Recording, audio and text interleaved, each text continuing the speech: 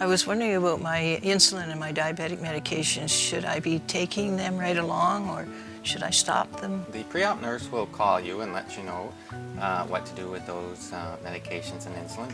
Generally speaking, we stop the pills the morning of surgery, and the insulin depends on the insulin type and the duration. Sometimes we give a small amount, sometimes we don't. So it's important to get those instructions. I'm also on blood thinners.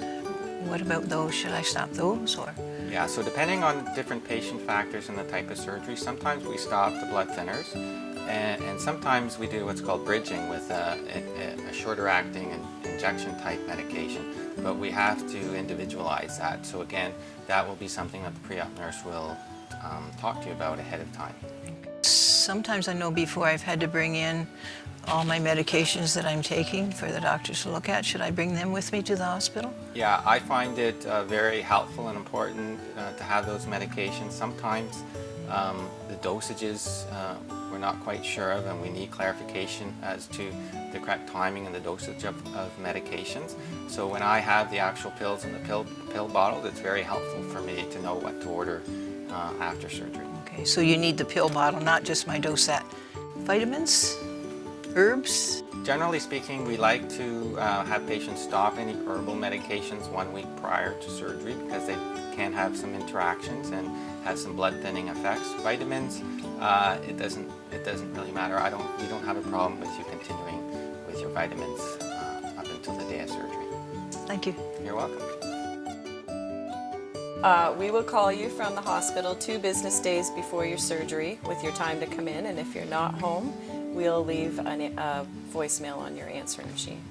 I just wondered if you would be wearing any jewelry, or whether it's a must that we remove the jewelry.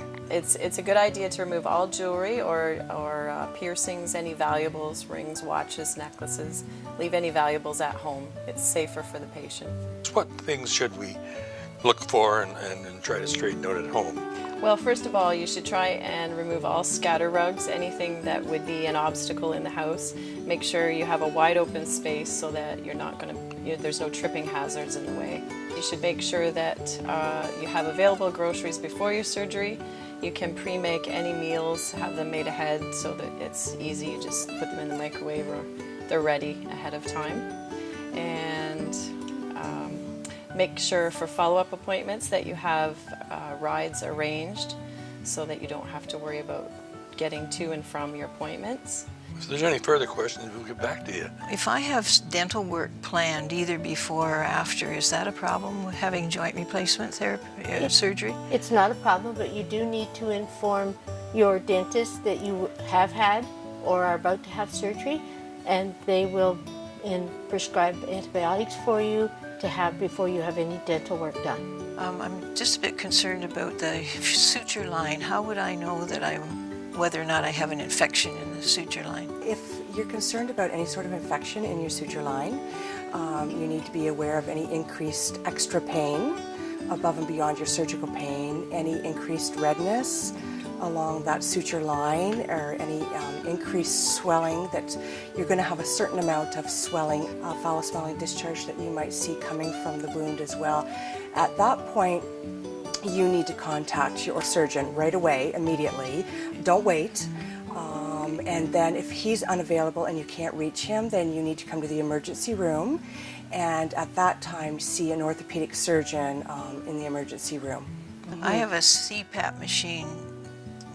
Should I bring that with me, or? Absolutely. If you have a history of OSA or obstructive sleep apnea, it's imperative that you bring that sleep machine with you. That's really important that you bring it the day of your surgery. It may or may not be used in the recovery room. Chances are it will be used in the recovery room.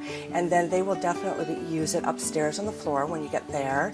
And because of your history of sleep apnea, your stay in the recovery room will be a little bit longer. It could be anywhere from 2 to 4 hours longer than normal. What exercises would I be compelled to have in order to improve my situation?